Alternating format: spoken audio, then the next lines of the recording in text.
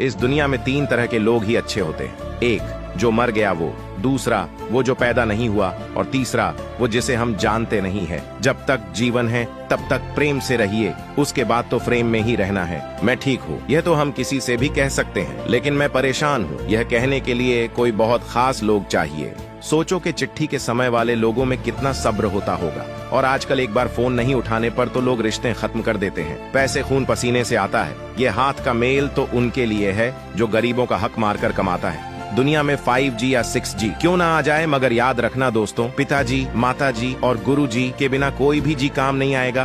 तकलीफें पूछनी है तो उस माँ से पूछो जो अपनी कोख में रख कर 9 महीने किस तरह से दिन काटे हैं। अगर यही माँ उस समय अपनी मनमानी करती तो आज हम अपनी मनमानी नहीं कर पाते।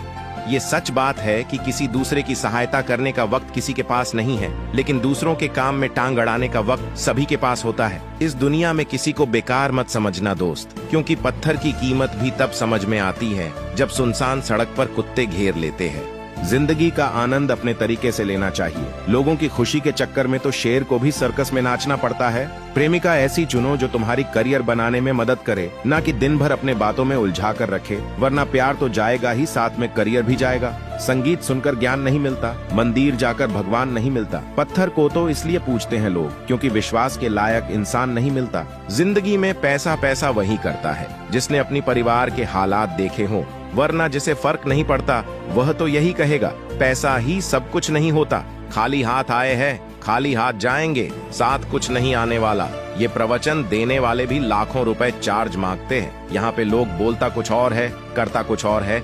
इसलिए अपनी जिंदगी अपने हिसाब से जियो। एक पुरुष की कामयाबी के पीछे अपनी माँ की सिवा कोई दूसरी औरत का हाथ नहीं होता, क्योंकि दूसरी औरत हमेशा कामयाब पुरुष का ही हाथ पकड़ती है। ये कलयुग है दोस्तों। यहाँ पे लोग अपनी परेशानी से कम और दूसरों की खुशी से ज्यादा दुखी होते हैं। क्या जमाना आ गया है दोस्त, पहले पेड़ काटो, फिर पेपर बनावो, फिर उस पर लिखो कि हमें पेड़ नहीं काटने चाहिए। अपने वो नहीं होते जो तस्वीर में साथ खड़े होते हैं, अपने तो वो होते हैं जो तकलीफ में साथ खड़े होते हैं। जब सोच में ही बीमारी लग जाए तो इंसान होश में होकर भी बेहोश ही रहता है। शिक्षक और सड़क दोनों एक समान होते हैं। ये दोनों जहाँ पर हैं वहीं पर रहते हैं, लेकिन दूसरों को उनकी मंजिल तक जरूर पहुँचा देते हैं। माँ और बीवी दोनों को बेपनाह इज्जत दो, क्योंकि एक तुम्हें इस दुनिया में लेकर आती है और दूसरी तुम्हारे लिए पूरी दुनिया छोड़ कर आती है।